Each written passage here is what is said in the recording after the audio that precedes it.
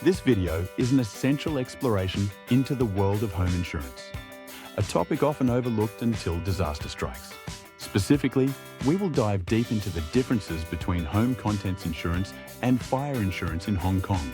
For homeowners, tenants, and landlords alike, understanding these two distinct types of insurance is crucial for protecting your home and belongings. But what exactly do these policies cover? How do they differ? Which one is right for you? By the end of this discussion, you will have a comprehensive understanding of the key differences between home contents insurance and fire insurance. Who needs which type of coverage and why? How the law in Hong Kong impacts insurance requirements, what deductibles are and how they affect claims. And finally, premium considerations and factors that influence your insurance costs. Let's begin by dissecting these two types of insurance, one by one. A great place to start is with home contents insurance, protection for your personal belongings. Home contents insurance is designed to safeguard the possessions inside your home, ensuring that in the event of damage, loss, or theft, you are compensated financially. But what does home contents insurance cover exactly? Well, the specifics of your policy will vary depending on the insurer you choose to work with, and even the type of coverage you buy. However, this type of insurance typically covers you against accidental damage or loss of furniture and household items, including sofas, dining tables, chairs, wardrobes, and beds. Appliances and electronics such as televisions, washing machines, refrigerators, gaming consoles, and laptops. Personal belongings, from clothing, jewelry, watches, and artwork, through to expensive collections including antiques, rare coins, or novelty items with significant monetary value, curtains and carpets.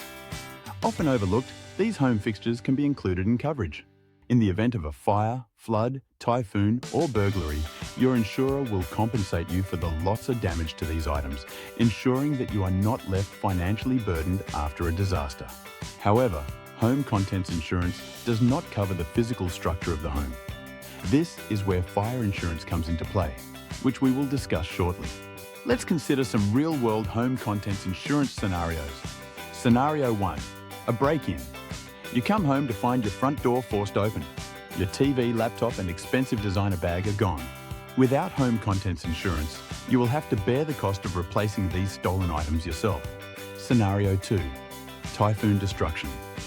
A severe typhoon breaks your windows, allowing rainwater to flood your living room, soaking your furniture, carpets, and electrical appliances. If you don't have home contents insurance, you will need to pay for all replacements out of pocket. Scenario 3. Kitchen fire. A small fire erupts in your kitchen while cooking. Though you manage to put it out quickly, the smoke and flames damage your cabinets, microwave, and nearby furniture. Without home contents insurance, these items would not be covered.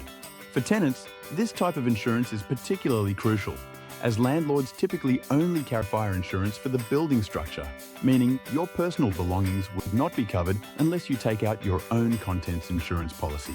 Fire insurance, in contrast, is primarily concerned with the physical structure of the property itself.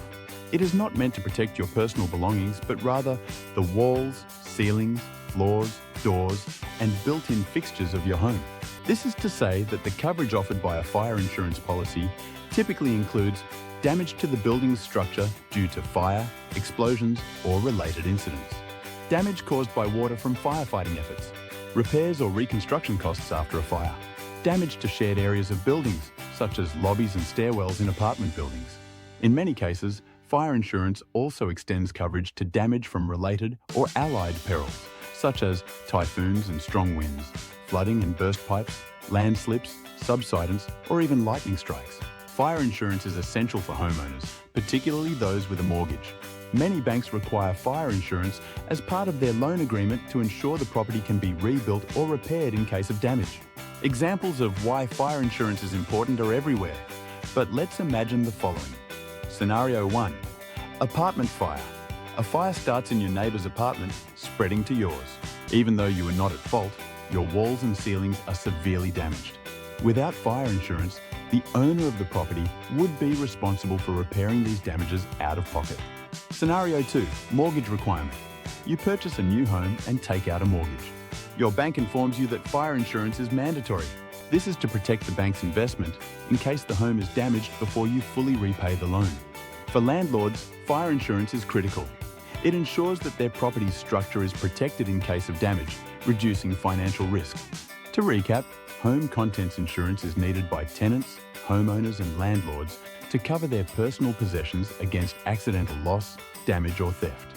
In contrast, fire insurance is for homeowners and landlords to protect against the risk damage to the physical structure of their property from fire, flood and other allied perils.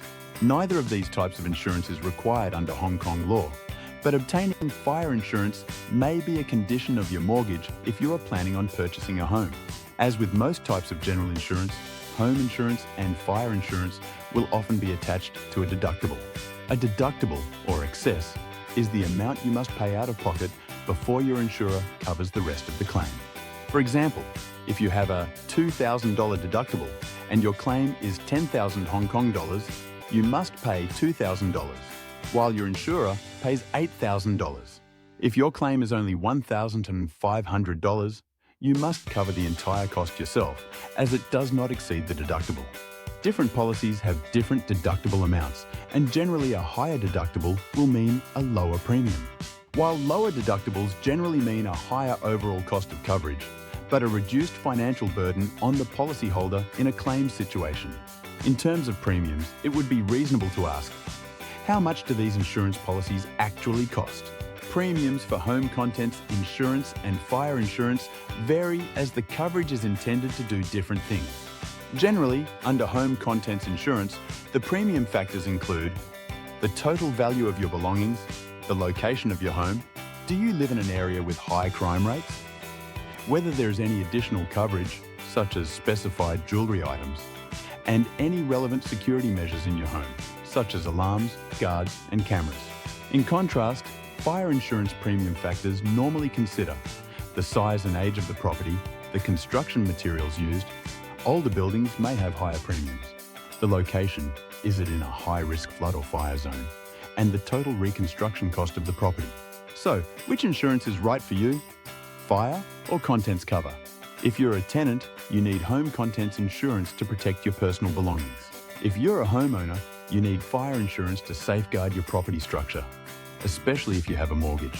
For full protection, many people opt for both policies, ensuring they are covered against all possible risks.